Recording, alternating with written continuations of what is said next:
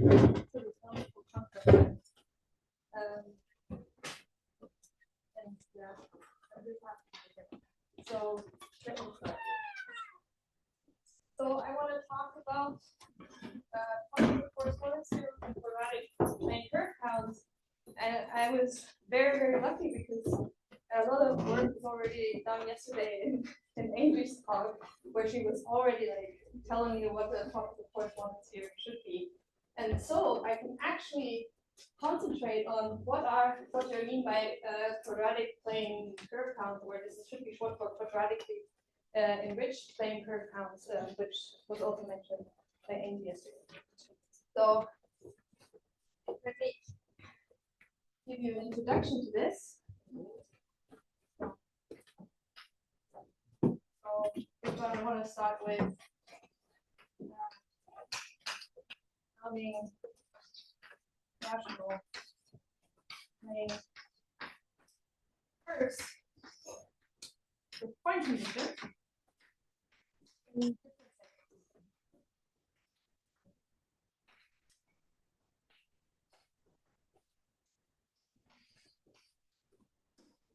Let me start with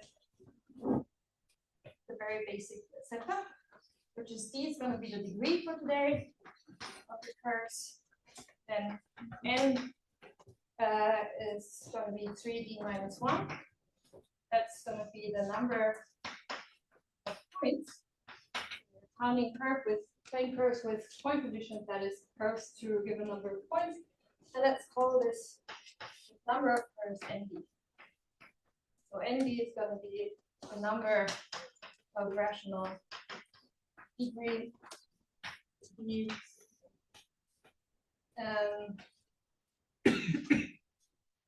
plane curves. So that's curves in the plane through endpoints. And of course, these should be in general position. So not 3 points on the line, for example.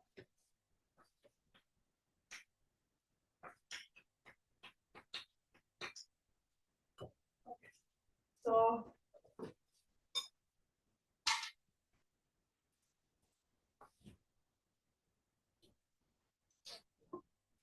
I want to do some examples.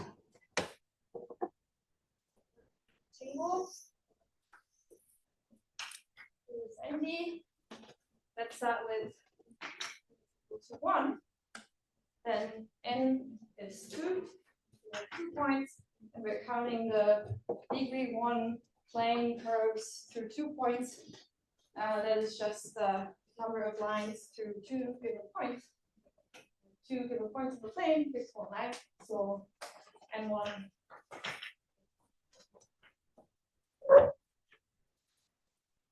E is equal to 2, then N is equal to 5. And here I can also draw a sketch. So I want to count the number of conics in the given curve through 5 given points. And not hard to see that there's only one conic through 5 given points in general position. One way to see this is you can parameterize conics in P2 by P5. And going through one point is in a linear condition, so you're just intersecting 5 hyperplanes and they intersect in one point corresponding to this conic. So this is just linear algebra that we have.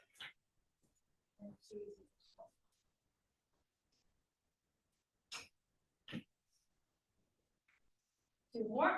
So U is equal to 3, then N is equal to 8. Now with your plane rational curves, our sketch will look like something like this, or they will have a singularity, they will have a null. And now I'm just telling you what it is. It's 12. And N3 is 4, and N is 11. Then we have 3 nodes. And the nodes will play a role in a second. And 4, 620. And actually, this number increases quite fast with the degree. Not so easily. But today I will tell you a very efficient method.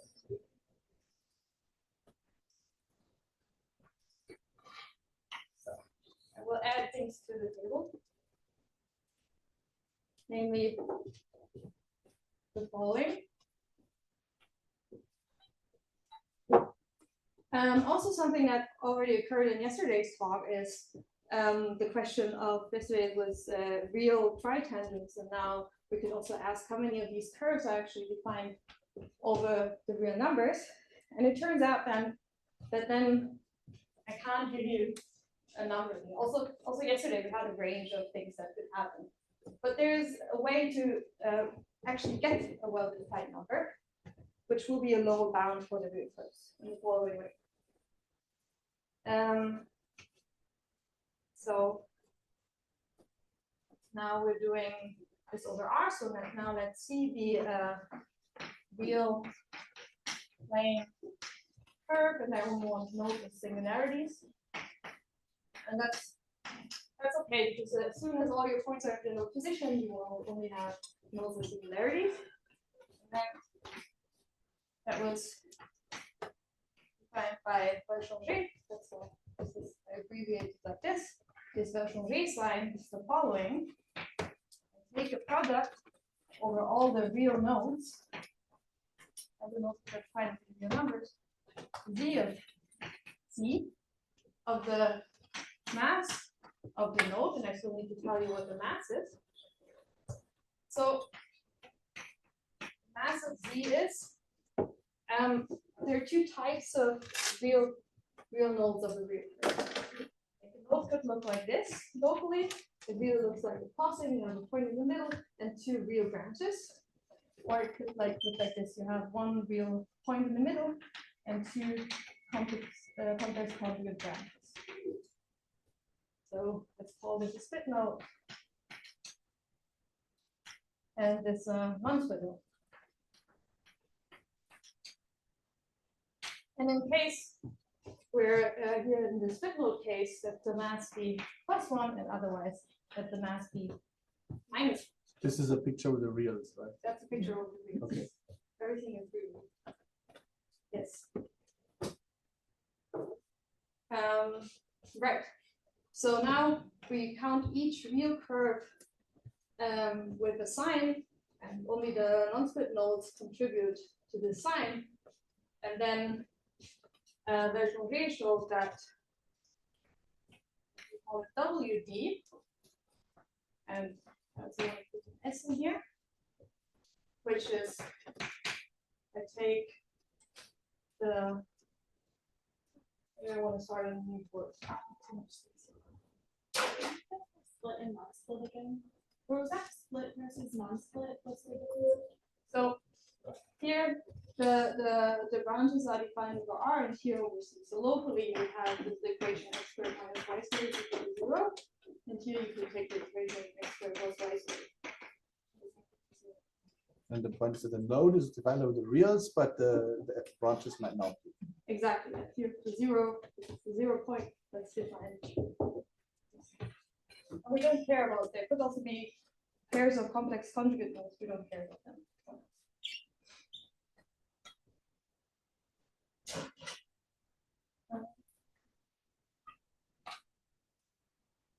Now, at WD, the following of S, I want to sum up with this sign, weighted with this sign, let's see, and I want to sum up over all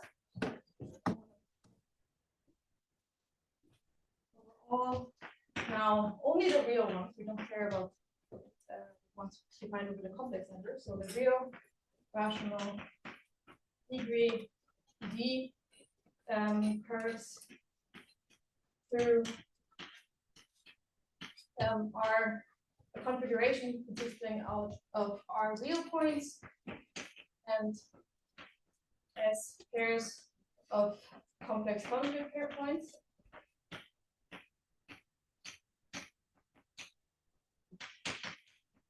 So of course this should be again in general position. And we want the correct number of real complex conjugate points. That means we want R2 plus 2S to be a number. And Bertrand showed that if you count each of your real curves with this sign, then WD is independent of the point configuration. As long as you have R real and S greater than complex functions. So now I can put some numbers in the table. For S. So if E is equal to 1, nothing really changes. W1 over S. It doesn't matter whether this is 2 real points or 1 pair of points. 1 divided by 5 points is all the same. Also here, that's that 1. But here you get W3 of S gonna be 8 minus 2S. So for example, if S is equal to 0, you will get to 8. But if you actually count the curves, not with the sign, there are 3 cases. You could get 8 real curves through 8 real points. You could get 10 real curves, or you could get 12. For example, in the case where you get 12, two of them will have a split node. They always have 1 real node, and the remaining 10 have a 2 will have a non-split node, and the remaining 10 will have a split node. That's how you get to 8. Yeah. And here, if S is equal to 0, you get 240. Or S is equal to 1, you get 144. S is equal to 2, you get 80. And S is equal to 3, 40, 4, 16. And if S is equal to 5.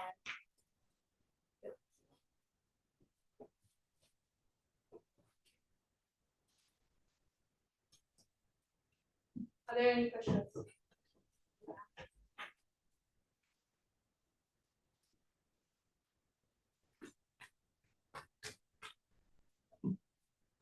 Then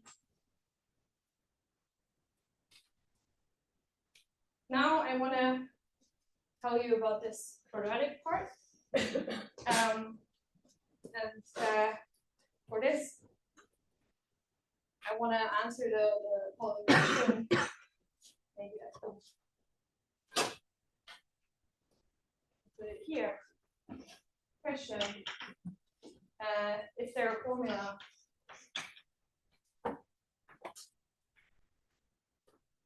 like one formula which knows about both NB and WB of S? Answer is yes, and that's this quadratic part. So the answer will be some kind of quadratic form, and taking different invariants of this quadratic form will give you these things back. So I need to tell you what I mean by this.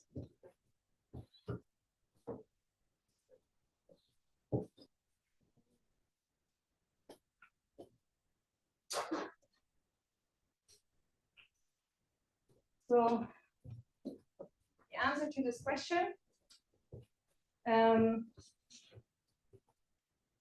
lives in the roughly string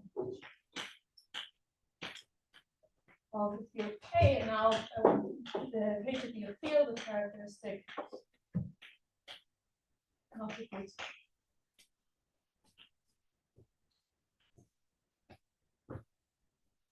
So the fit ring, GW of K is the following. First, I look at non-degenerate quadratic forms over K. This will look like something like this.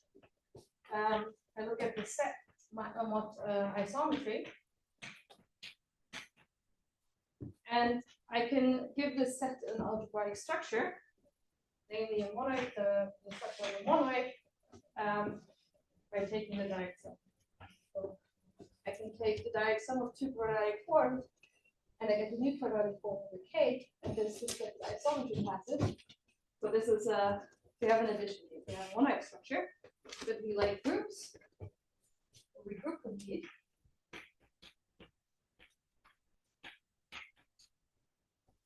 So we have the group. Here's that ring. Where is the ring? You can also take the tensor product of the associated non-degenerate symmetric bilinear forms, and then this makes this a ring. So, and now I will tell you that this formula will live in the scope of this measuring, but this looks kind of not good to work with. So let me give you a nice presentation of this.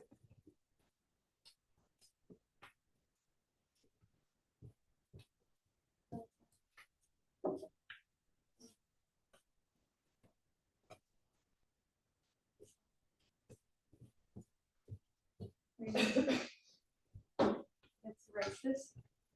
I didn't say this. I'm going to present work. It's first with Underrepresented, and then I will just abbreviate this by JPP. And then there is more work with Underrepresented and a market that is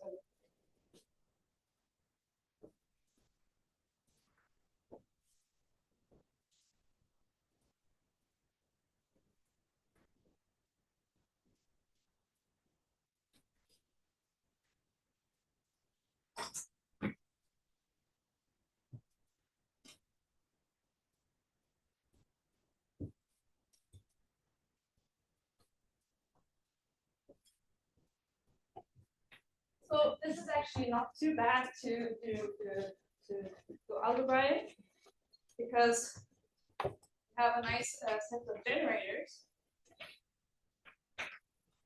which I denoted by a bracket A, where this is the isometry class of the quadratic form on a one-dimensional vector space that sends x to a x squared. A should be the This is because any quadratic form, to choose a basis, you can write it as a1. You can choose a basis and diagonalize it, and you can write it as a1 x1 squared plus a2 x2 squared plus an xn squared. But this is just the direct sum of quadratic forms on a one-dimensional vector space. So you have these generators, and satisfies the following relations.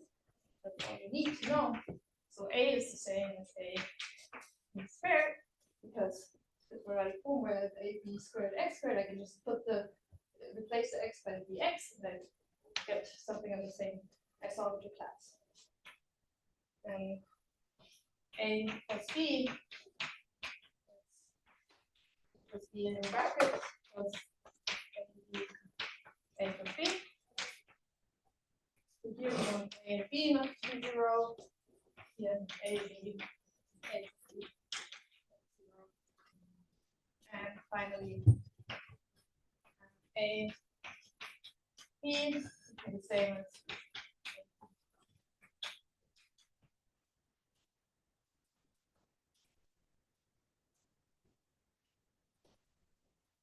so there's a rank homomorphism on the Goethe University integers, which sends, I have a class of a quadratic form.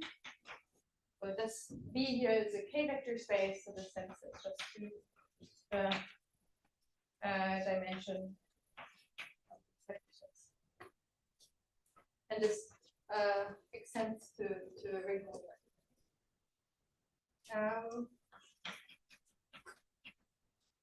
And here's an example. You take what's the growth and decrypting of the complex numbers. So I already said you can always diagonalize the quadratic form, so you can write it like this, or some of these generators. And then by this relation, you can just like cancel out all the squares. You can replace actually everything by just one. So we have one generator, and this is via the rank homomorphism isomorphic to the integers.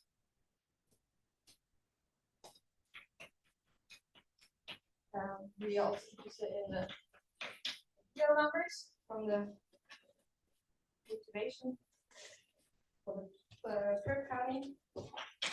And this turns out to be as a ring. Take the polynomial ring in U squared is 1. And here the 1 in Z corresponds to 1 in the bracket, and the U corresponds to -1 brackets.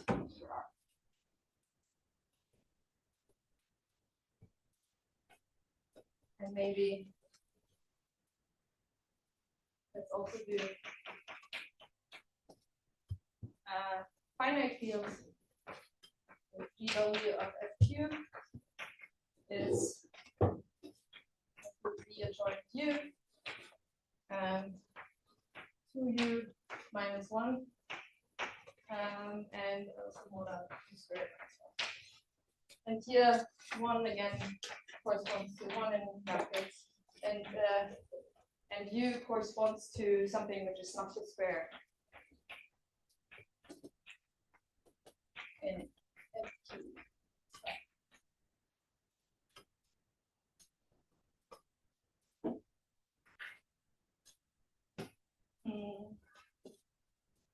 Maybe one more thing about this, namely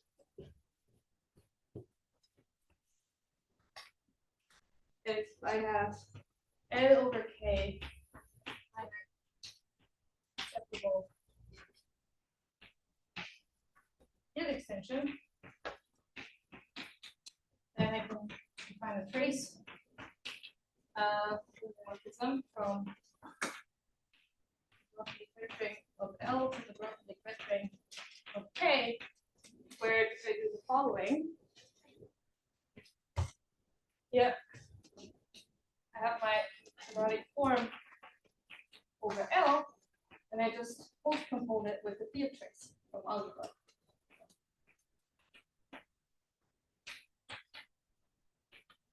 The field trace from algebra, and I get something. And that's gonna occur in our formula.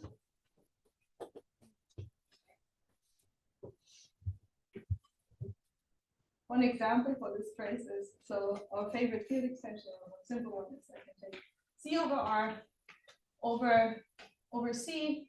I only have the oneness generator, as we saw earlier. So interesting, since this is a linear, what the trace of 1 is. The trace of 1 turns out to be 1 plus -1. This will occur later. So let's call it H or hyper 1.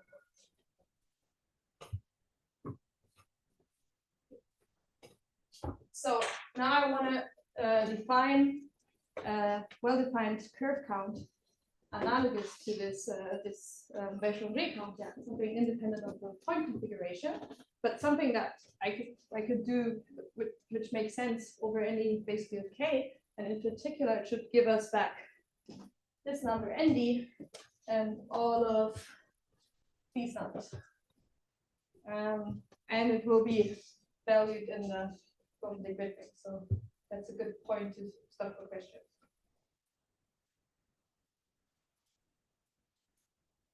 Okay. Then let's see. Maybe just a small one. I didn't get for FQ. Yeah, I will skip it. So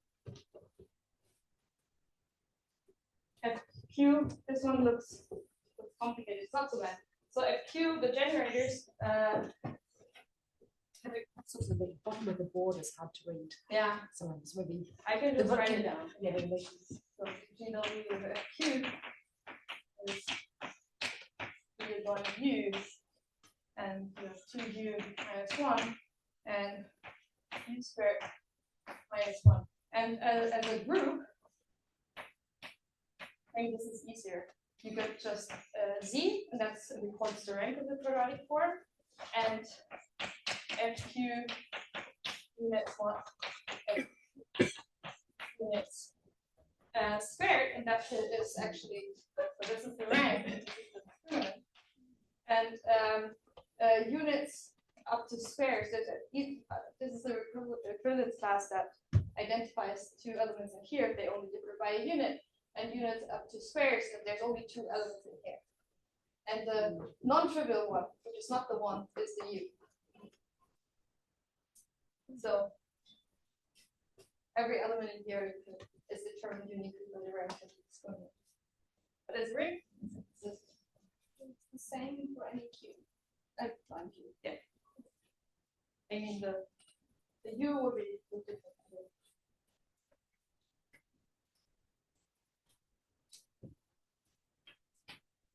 Okay, then let's see.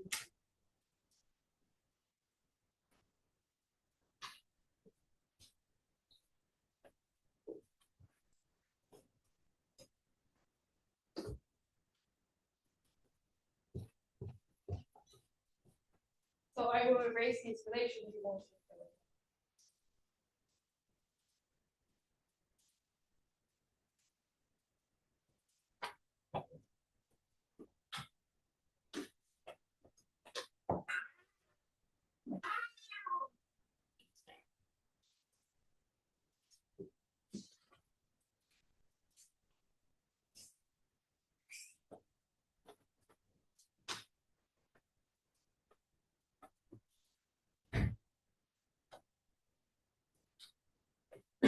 So now I want to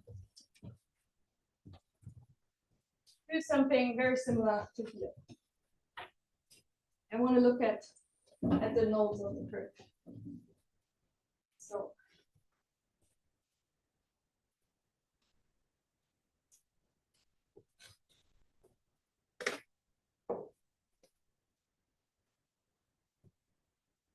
So now that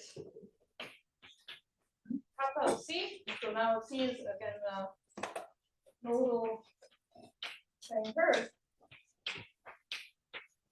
And kappa of C is where this is defined, the definition.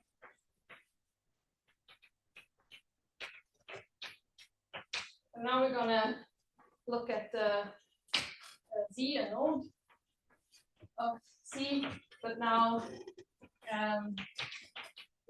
the real case, if the field of definition was real numbers, we only cared about the real nodes. Now I only want to care about them. So this has residue field.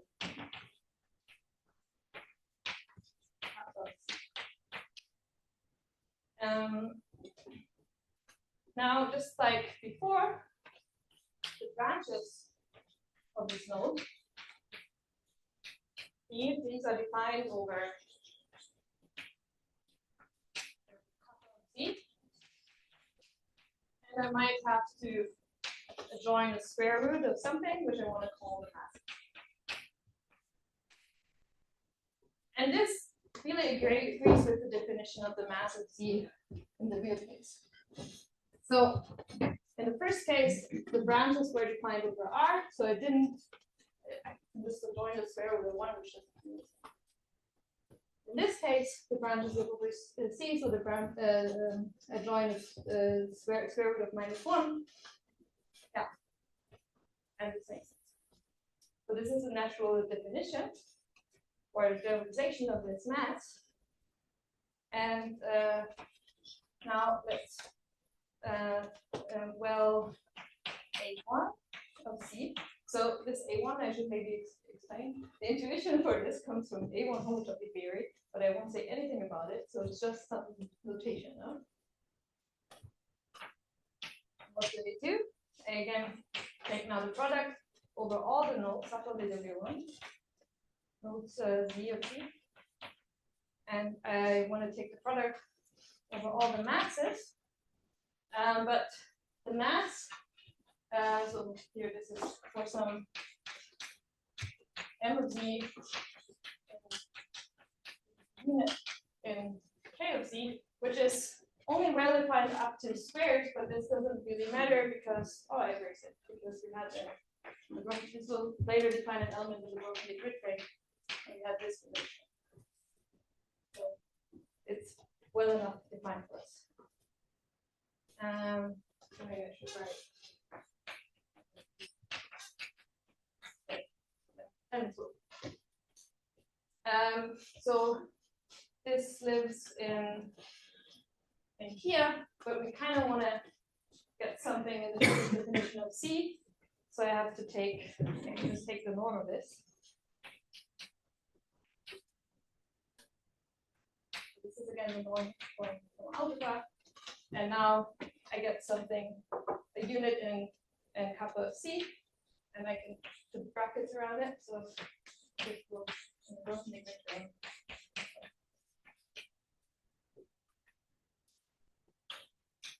let's convince ourselves that this is a good definition. I already said that the mass was a good definition, so why is this a good definition? Well, A1 of C with kappa of C is R, so R curves divided over R, then this is really just, I take this, well, R of C, and I stick it into brackets.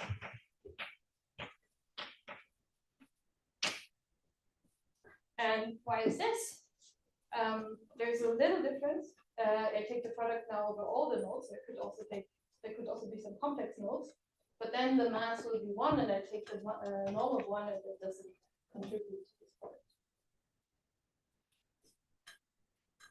And now I want to define an invariant like a virtual J invariant, where I count my curves with this weight valued in the group. This has been done by Jessica, Mark Levine, Jake Solomon, and Kirsten Dickerson.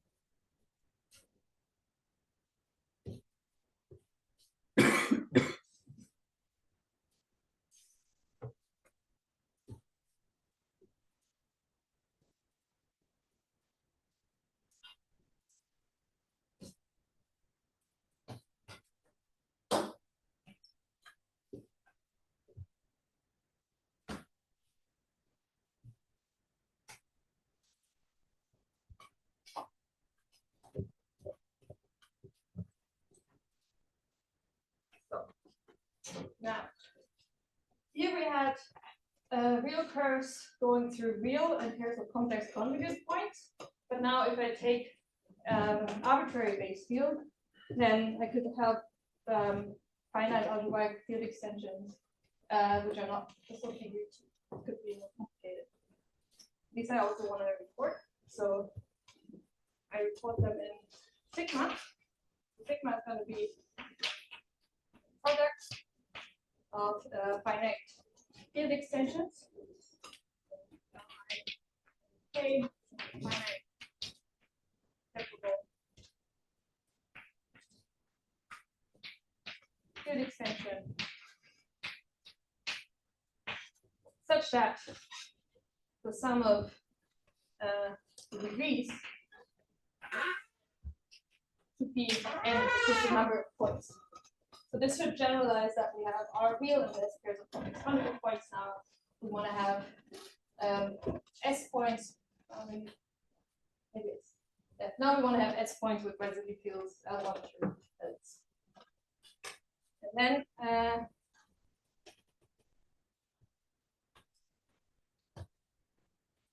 that ND A1 of sigma be the sum over, now I want to the sum over all plane rational curves to S points in the position matrix.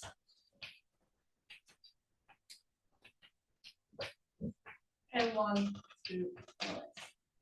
And I just want to sum up over these well A1 of C's.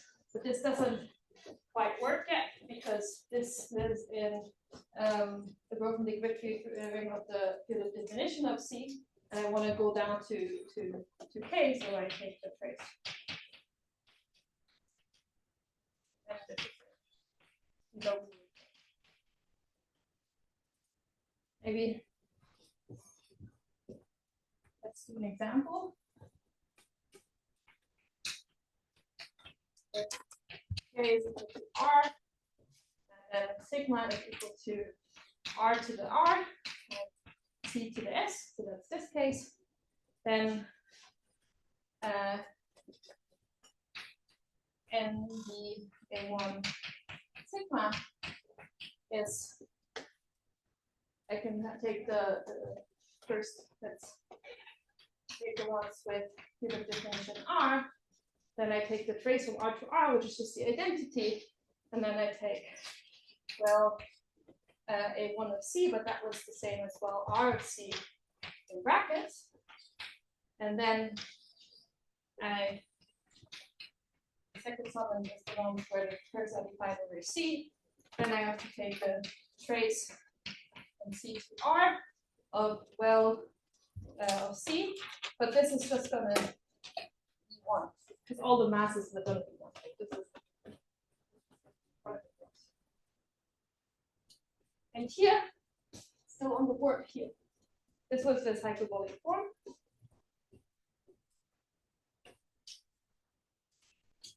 H, this is 1 plus minus 1. And now what I can do is I can take signature. What is the signature? The signature is basically I throw away all the brackets and sum up what's left. But if I throw away the brackets here, I get 1 plus minus 1. So that's 0. And this is going to give me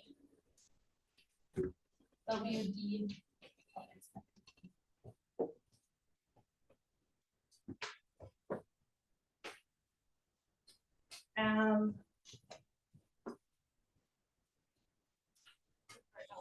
Theorem. So, pass, easy pass, solid, and just the we're going to show that if the characteristic of K is not 2 or 3, and K is a perfect field, then NB A1 of sigma is well defined.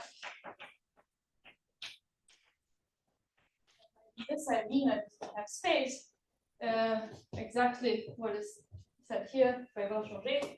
It's independent of the point of view. Maybe I.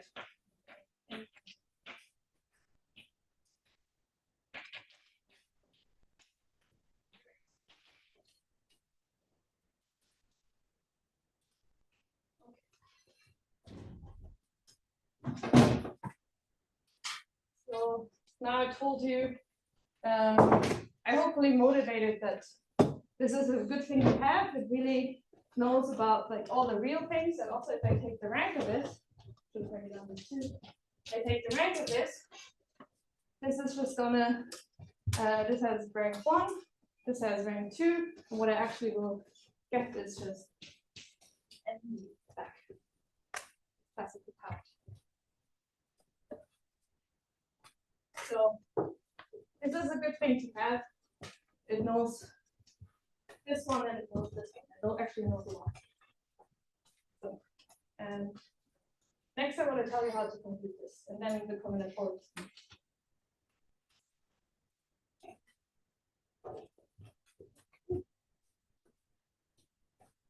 So I'll give you some examples since I left the table.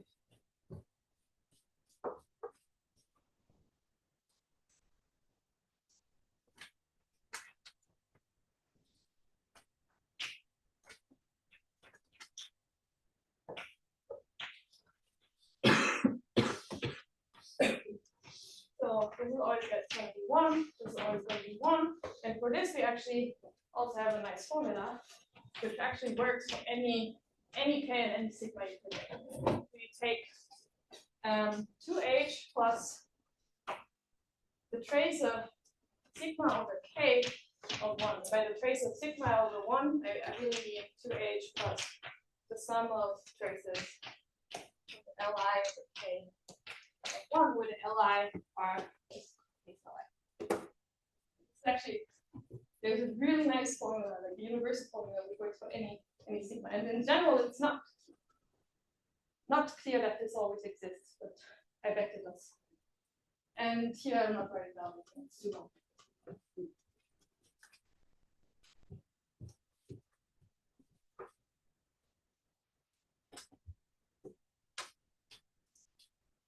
So now we want to compute this.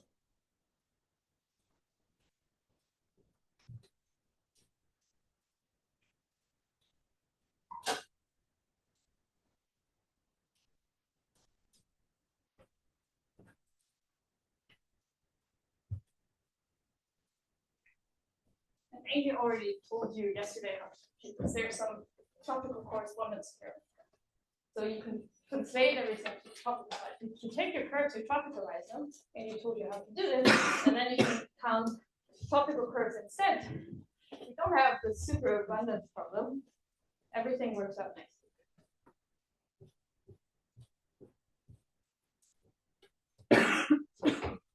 And so now, second part of the talk is how to compute this.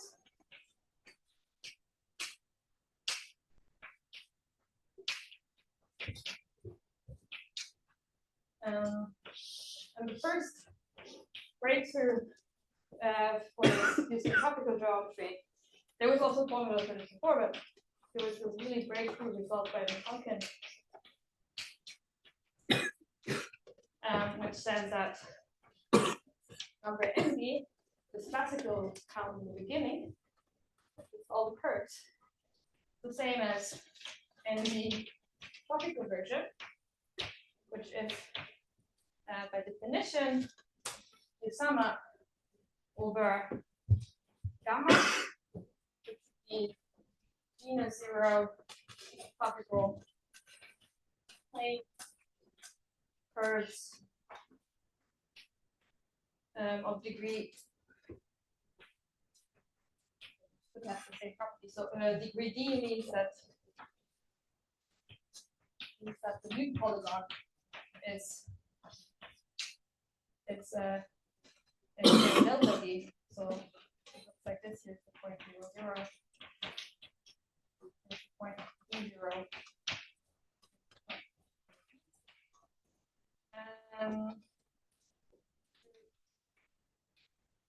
Points now in topical whatever.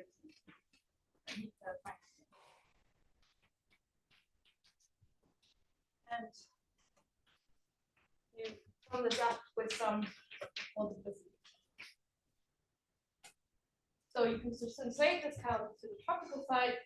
For this, there are really easy formulas. And there's very easy algorithms to find all tropical curves through endpoints in general position. So this completely solves the problem. But we also showed that Mikalkin also showed that this WD0 was that we had no pairs of complex conjugate points. We only had real points the curves were supposed to go through. For this, I can write down the same thing. Yeah. It says now I take the same sum. So I take this, look at the same, exactly the same tropical curves. Same thing. I just change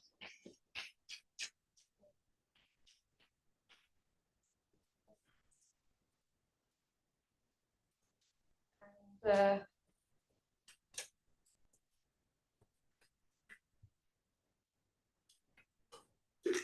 because of the very nice introduction yesterday, I can even maybe tell you how to get this multiplicity.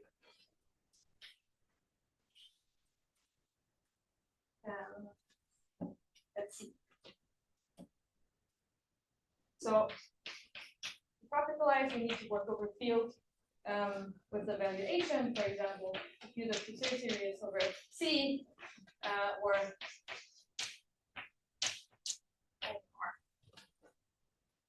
So now I can take P point configuration of P2 of n points. This one for the first thing, this one for the second thing. And then let's take a gamma, a rational or degree genus 0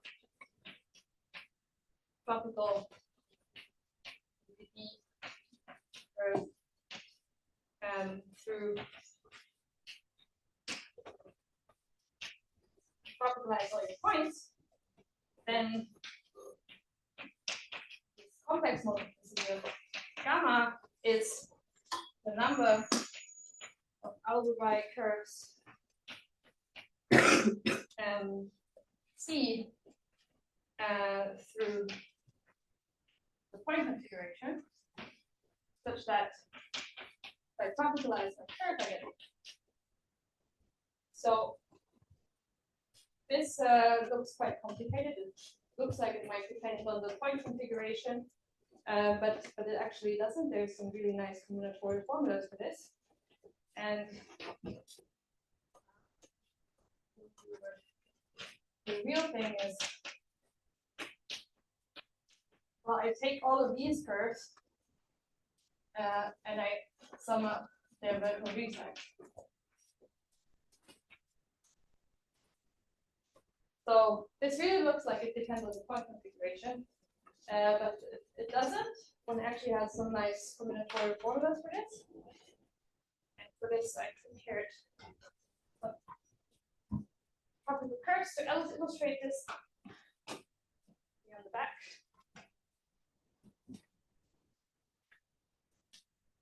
So turns out that this complex multiplicity is the product over all three-valent vertices of gamma. And you take, let's call this V, take the dual triangle and the double Euclidean area of it.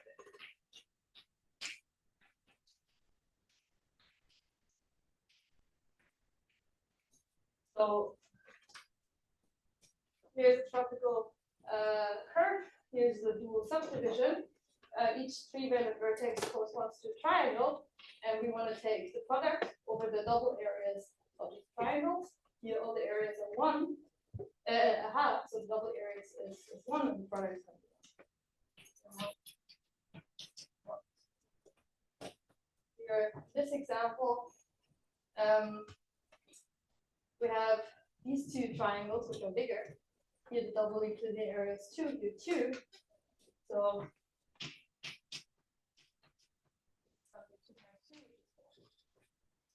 here, and we also have one big triangle because area of 1.5. And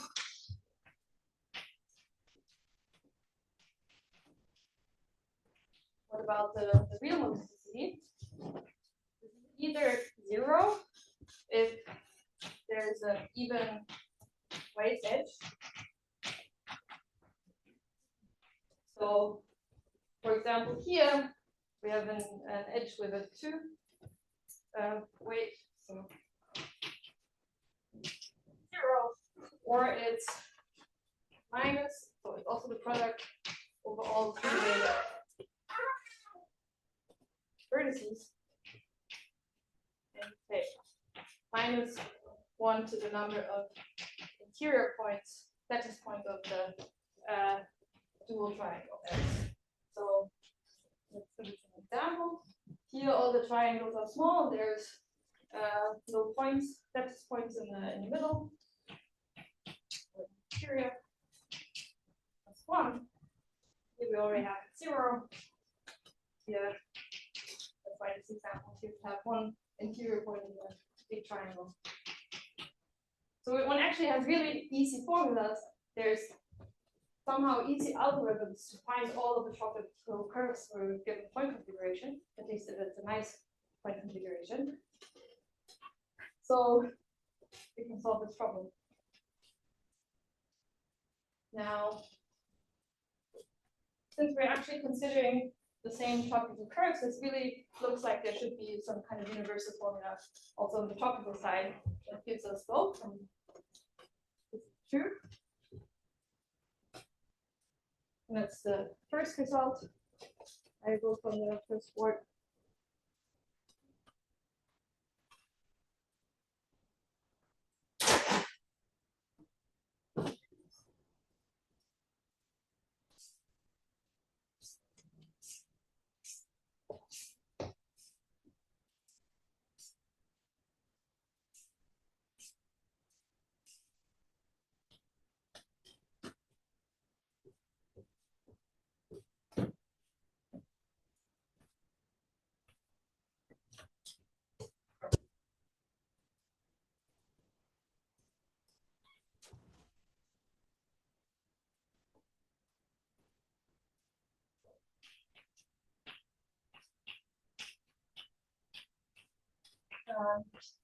This if sigma is really just k to the n, so that's the same as putting the word, but for example, it's like putting 0 here. So we only have k points for a point configuration, and a1 b sigma is the same as tropical counterpart, which is the sum over, again, the same curves.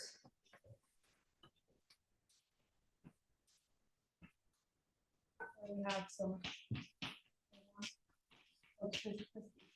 Actually, this A1 multiplicity is really just if this complex multiplicity is even, then I just take this complex multiplicity divided by 2, and then 2 times this hyperbolic form h, which was just 1 and plus minus 1. Or we take, let's see, gamma minus 1 divided by 2, and h plus the real multiplicity, and stick it back. So now we can compute also this, but that's not super satisfying because we really restricted our sigma. So in the last 6 minutes, I want to tell you about the second result I put on the first board, and where we extended this result.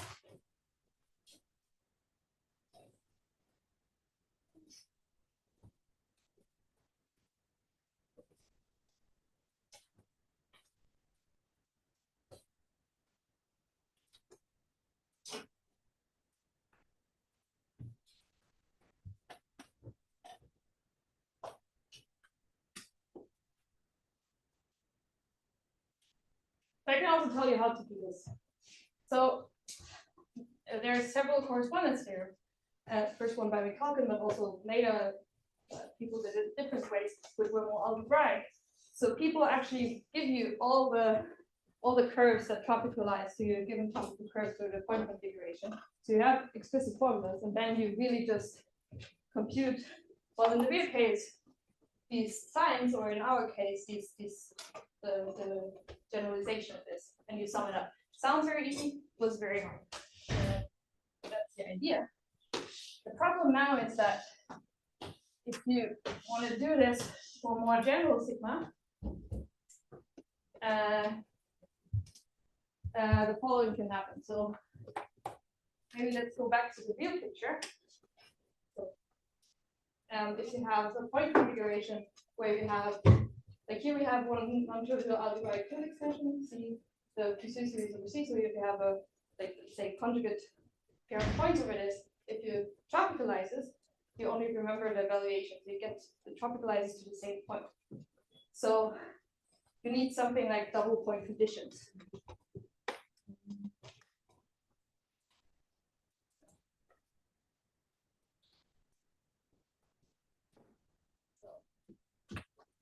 Problem is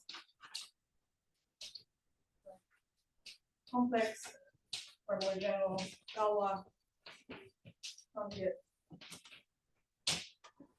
points tropicalize. Same point. So, of course, you have like only complex conjugate points, and then you use double point conditions, or triple or quadruple and so on. The thing is, I need to introduce double, triple,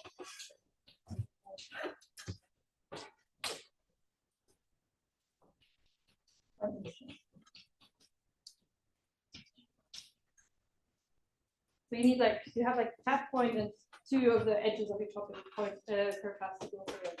And then the challenge is, that's why this is so hard. I think our paper where we do this has like almost 80 pages. And so the tropical curves you get curves with double point conditions.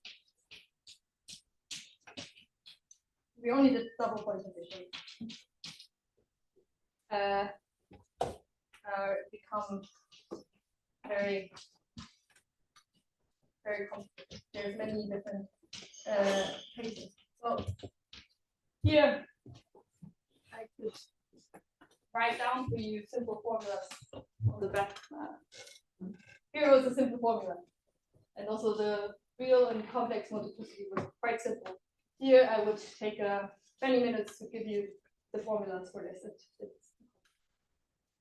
However, we managed, and actually the first was Schuster, who did this for WDS. So he showed that there's a tropical version that counts this.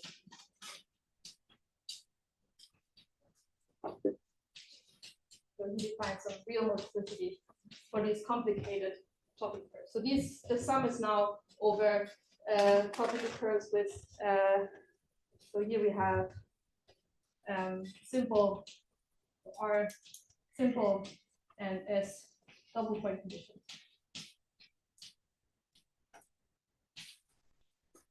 For your tropical curves. And now the last result I want to mention is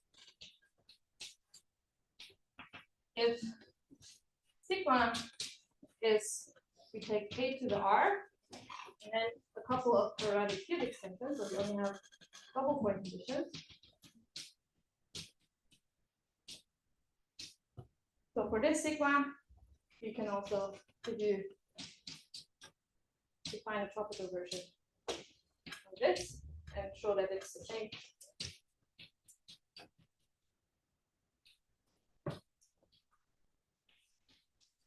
So here we also have simple and double point conditions, and it's very complicated. You can write it down. Just save this to the combinatorial effect. I want to take one more minute to tell you what this one can do.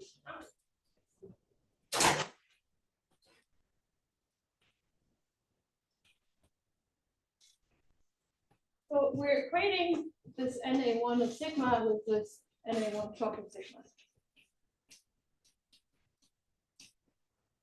And sigma is now K to the R. So E1.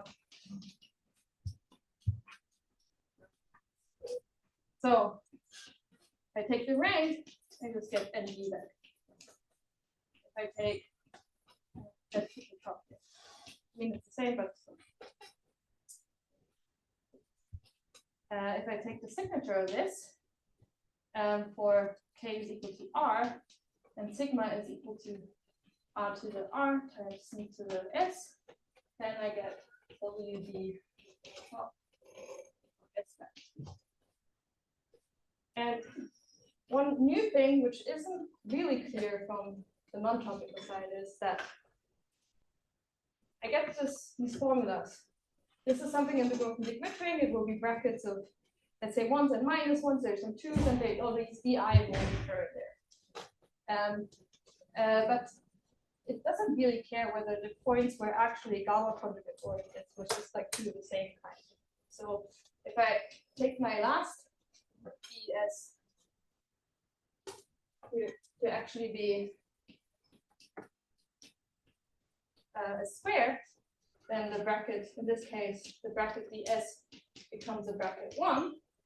And I just put this into this combinatorial formula. And what I get back is NA1 top of B. But now I have to replace my sigma by k to the r plus 2.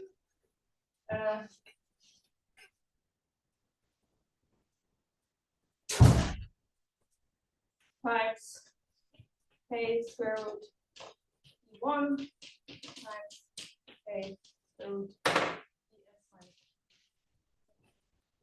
So for somehow, like if I just put the biggest number for s I could put in there, I actually know everything in between. So that's kind of cool.